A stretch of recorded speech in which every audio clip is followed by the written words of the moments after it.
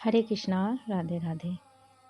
आज से जो पुस्तक हम शुरू करने जा रहे हैं वो है प्रेम सत्संग सुधामाला। प्रेम सत्संग सुधामाला पूज्य श्री राधा बाबा के द्वारा लिखित है और थोड़ा सा परिचय हम लोग श्री राधा बाबा के बारे में जान लेते हैं। गोरखपुर के महान संत श्री राधा बाबा अपने जीवन काल में कभी प्रकाश में नहीं आए, क्योंकि उनका मानना था कि एक सन्यासी को कभी भी अपना प्रचार प्रसार नहीं करना चाहिए। संत श्री हनुमान प्रसाद पोद्दार जी, जो भाई जी के नाम से प्रसिद्ध थे, उनके साथ उनकी घनिष्ठता थी, जुड़े हुए थे और घनिष्ठ रूप से जुड़े हुए केवल भक्त श्री राधा बाबा के साथ आए, क्योंकि वे हमेशा गीता वाटिका गोरखपुर में श्री भाई जी के साथ ही रहते थे। श्री चक्रधर बाबा का जन्म 16 जनवरी 1913, 13 अक्टूबर 1992 तक वो इस धराधाम पर रहे। राधा बाबा के रूप में अधिक लोकप्रिय थे और वे 6 या 7 भाषाओं में प्रवीणता रखने वाले एक शानदार विद्वान भी थे। जयदयाल गोयंतका जी के माध्यम से आध्यात्मिकता की तलाश में वो श्री हनुमान प्रसाद पोद्दार जी के संपर्क में आए। राधा बाबा वेदांत के अनुयायी और बहुत ही विद्वान थे, लेकिन श्री भाई जी के संपर्क में आने के बाद वे भक्ति मार्ग और भगवान कृष्ण के प्रेमी भक्त बन गए। उन्होंने ब्रज साधना के मार्ग का अनुसरण किया और राधा भाव की अवधारणा में भगवान कृष्ण की पूजा की। संत श्री चैतन्य महाप्रभु की परंपरा में उन्होंने नाम साधना और भाव समाधि से पूजा की। अपने जीवन काल में उन्होंने सर्वोच्च तपस्या की, धन को कभी छुआ नहीं, सभी विलासिता को दूर रखा और उनके द्वारा इस प्रकार का जीवन पथ उस समय के संतों में अत्यंत दुर्लभ था। उन्होंने अपने पूरे जीवन में दिन में केवल एक बार ही भोजन और जल ग्रहण किया। भाई जी के साथ उनका आध्यात्मिक बंधन बहुत ही मजबूत था और भाई जी का अनुसरण करने वाले लोग भी बाबा का अनुसरण करते थे। वे एक उत्कृष्ट लेखक थे, लेकिन उन्होंने कभी भी अपना नाम अपनी पुस्तकों में प्रकाशित नहीं होने दिया। इसलिए उनकी पुस्तकें गुमनाम या एक साधु नाम लेख से लिखी गईं। वे एक अद्भुत कवि थे और उन्होंने भक्ति के उत्कृष्ट काव्य भी लिखे। अपनी आध्यात्मिक यात्रा के दौरान बचपन में ही उन्होंने भगवान शिव की पूजा शुरू कर दी थी और संन्यास के बाद वे वेदांत के प्रति हठ धर्मी थे। जब वे गोरखपुर में श्री भाई जी से मिले तो उनकी सोच बदल गई, लेकिन यह सब अचानक नहीं हुआ। उन्होंने त्रिपुरा सुंदरी की पूजा की और उस पथ में सर्वोच्च स्थान प्राप्त किया। फिर वह धीरे धीरे भक्ति मार्ग में बदल गया और भगवान कृष्ण का भक्त बन गए। वे कई दिनों तक बिना सांसारिक चेतना के समाधि में रहते थे। उन्होंने कभी अपनी आध्यात्मिक उपलब्धियों का खुलासा नहीं किया और कभी शिष्य भी नहीं बनाए। उन्होंने भगवान नाम जाप सिखाया और उनका मानना था कि प्रार्थना सर्वोच्च आध्यात्मिक साधना है जो एक मनुष्य कर सकता है, जो कि विश्वास से किए जाने पर अचूक है। उन्होंने इच्छा पर अपना जीवन समाप्त कर लिया और अपनी प्रतिबद्धताओं के बाद महासमाधि में चले गए। उनके साथ जुड़े कई लेखक द्वारा लिखी कई पुस्तकें हैं जो आज आध्यात्मिक में उनके द्वारा प्राप्त की गई चोटियों को प्रकट नहीं कर सकती हैं, और उन्हीं के द्वारा साधकों को बताए हुए लेख हैं जो साधकों के प्रश्नों के उत्तर दिया करते थे बाबा, तो वो किसी ने लिख लिए और कल्याण में वो सत्संग सुधा के नाम से प्रकाशित भी हुए।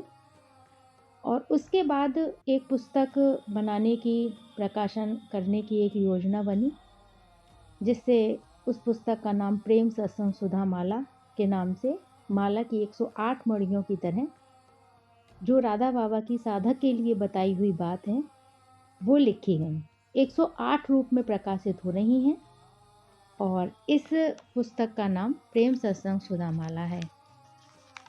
बाबा सर्वप्रथम इस 108 वाली मणिका माला में सर्वप्रथम मन का हाथ में लेते हैं और हम सब साधकों के लिए बता रहे हैं कि आपका मन जहाँ है वहीं आप हैं।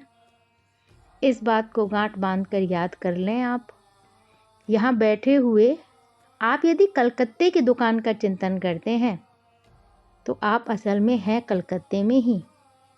इसी प्रकार यदि शरीर यहाँ है पर मन शरीर को छोड़कर दिव्य वृंदावन धाम की लीला में है तो आप वृंदावन धाम में ही हैं। प्रारब्ध पूरा होने पर शरीर गिर जाएगा और आप सदा सदा के लिए उसी लीला में सम्मिलित हो जाएंगे। सब कुछ आपकी इच्छा पर निर्भर है और इस अटूट सिद्धांत को मानकर साधना में लगे रहने से ही उन्नति हो सकती है। दूसरी मणिका पकड़ते हैं माला की और बाबा कह रहे हैं, आपके मन की दशा का तो मुझे ज्ञान नहीं है कि उसमें क्या भरा है, पर मेरा तो यह विश्वास है कि जिस दिन आप यथार्थ में चाहने लगिएगा कि मेरा मन ब्रज लीला में फंस जाए, उसी दिन उसी क्षण अपने आप आपको मन के रोकने की नई नई युक्तियां सूझने लगेंगी कि ऐसे रोकें, ऐसे फंसाएं, ऐसे करें। नहीं होता है, इसमें प्रधान कारण चाह में कमी ही है। मुझे अनुमान होता है कि वह व्याकुलता ही मन में शायद अभी नहीं है आपके। कभी कभी सोडा वाटर के उफान की तरह चित्त चाहता है और फिर एकदम ठंडा पड़ जाता है।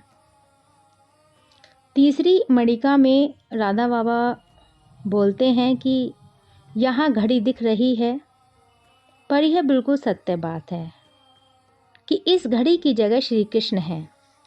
अब जब तक आप घड़ी देखना बंद नहीं करेंगे, जब तक आप घड़ी देखना बंद नहीं करेंगे, तब तक श्री कृष्ण कैसे दिख सकते हैं?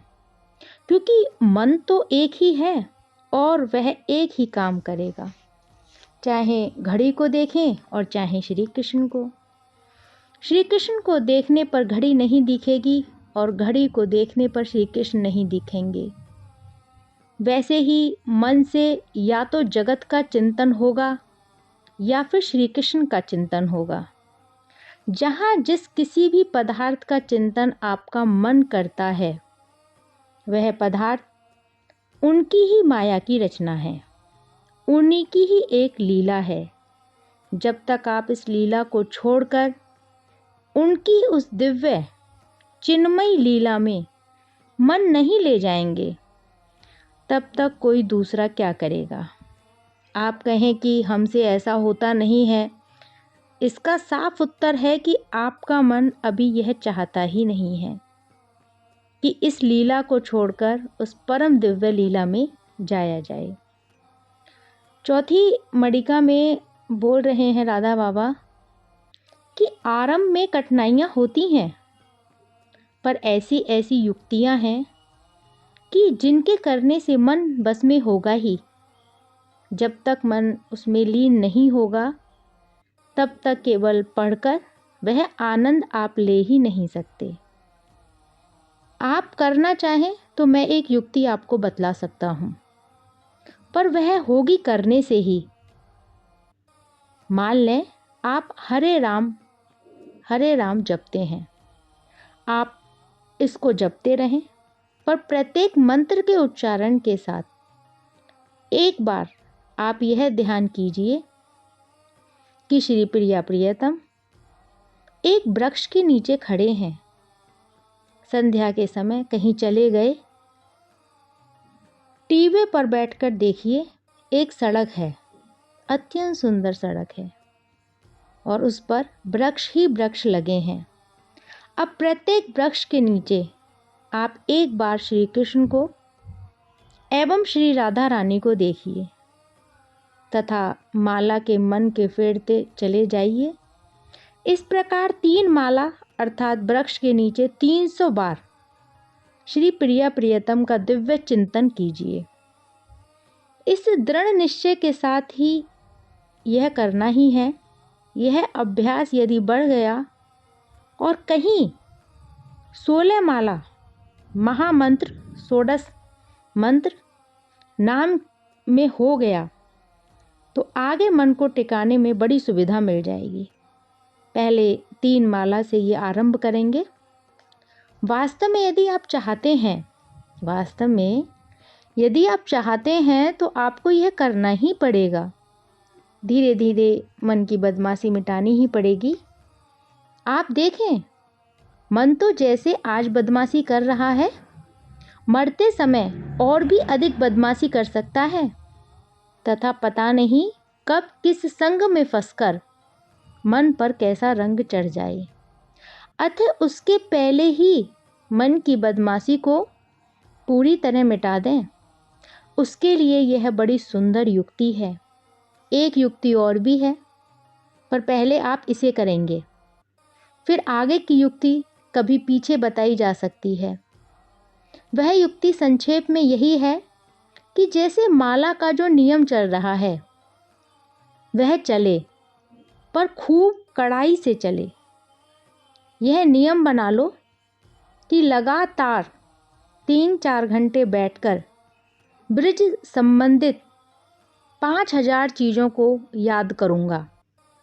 1-2 सेकंड के लिए उन 5000 चीज़ों को याद कर ही लूँगा, चाहे मन कितनी ही बदमाशी करे।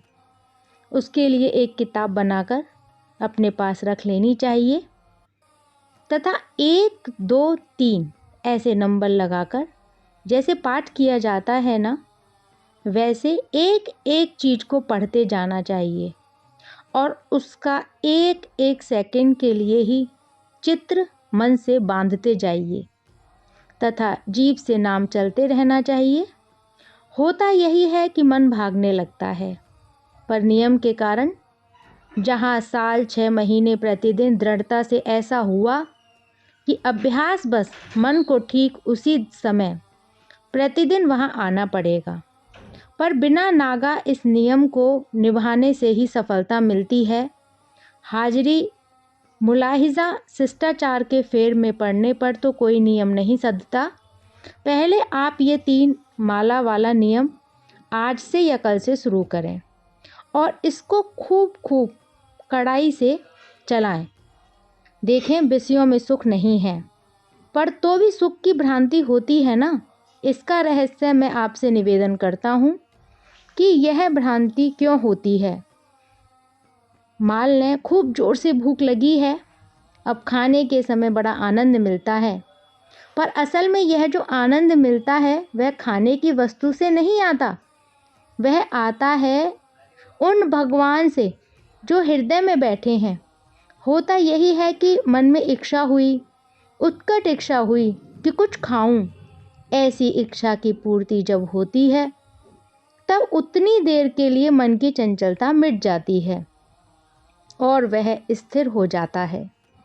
स्थिर मन पर आत्मा का सुख प्रतिबिंबित होने लगता है और मनुष्य को आनंद का अनुभव होता है। असल में तो मन के टिकने से आत्मा के आनंद की छाया मन पर पड़ी है, इसीलिए आनंद का अनुभव हुआ है। इसी प्रकार सभी विषयों की बात है। इच्छा हुई और जब वह इच्छा पूर्ण होने लगती है तब उतनी देर के लिए मन स्थिर हो जाता है। मन स्थिर होते ही आत्मा की छाया उस पर पड़ने लग जाती है और मनुष्य मूर्खता से मान बैठता है कि अमुक विषय से मुझे सुख मिला है। अवश्य ही उस बात पर आसानी से विश्वास होना बड़ा कठिन है, पर सत्य बात तो यही है। इसलिए मन को ठीक स्थिर करने की आवश्यकता है और यही मन जब भगवान में स्थिर हो जाता है तब तो ऐसा विलक्षण नित्य सुख मिलता है फिर वह कभी मिटता ही नहीं है। वह आनंद वह आनंद नित्य है और उसे प्राप्त करके जीव निहाल हो जाता है। इसलिए इसको आप अवश्य करें। लीला में मन लगाने में कोई परिश्रम नहीं है, पर हमसे नहीं होता इसका कोई उत्तर मेरे पास भी नहीं है। तो आज राधा बाबा के कहे हुए हमने 4 मणिकाएँ पढ़ी हैं और कल इससे आगे की 5वीं हम करेंगे। जब तक के लिए सबको राधे राधे, हरे कृष्णा।